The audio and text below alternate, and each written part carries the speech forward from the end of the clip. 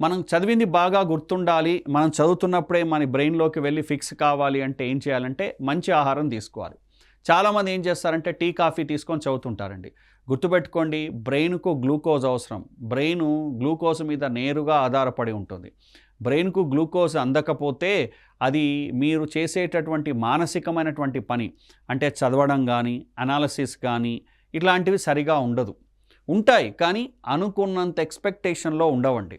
Physical work okay. మీరు అటు ఇటు జరపడము, వెళ్ళడము, రావడము ఇదంతా మీరు ఆహారం లేకపోయినా సరే ఏదో బాడీ పనిచేస్తూ ఉంటుందండి. కానీ మీరు బాగా చదివింది గుర్తుంచుకోవాలి లేదా చదివేటప్పుడు అది బాగా గుర్తుండాలి అంటే సరియైన ఆహారం తీసుకోండి.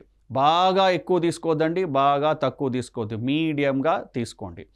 ప్లస్ రెండవదేంటంటే తేలిగ్గా జీర్ణమయ్యేటటువంటి ఆహారం తీసుకోండి. మీరు ఫాస్ట్ ఫుడ్ లాంటివి గానీ, వేపుళ్ళు గానీ ఇట్లాంటివి తీసుకుంటే ఒకవైపు అరగదండి. ఇంకొక రకమైనటువంటి అజీర్తి సంబంధించిన సమస్యలొస్తాయి.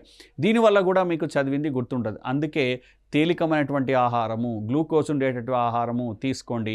చదవడం ప్రారంభించండి. బ్రెయిన్ చురుగ్గా ఉంటుంది. బ్రెయిన్‌కి కావాల్సినటువంటి గ్లూకోజ్ అందుతుంది. కాబట్టి మీకు బాగా అర్థమవుతుంది. అర్థమైతే అది గుర్తుంటుంది. అంతేగాని అసలు బ్రేక్‌ఫాస్ట్ చేయకుండా లేదా లంచ్ చేయకుండా, ఫుడ్ ఏమీ తినకుండా కేవలం చిన్న చిన్న స్నాక్స్ తిని, లేదంటే అసలే అన్నం తినకుండా, ఏం ఫుడ్ తీసుకోకుండా చదవొద్దు. దీనివల్ల మీకు సరిగా గుర్తుండదు.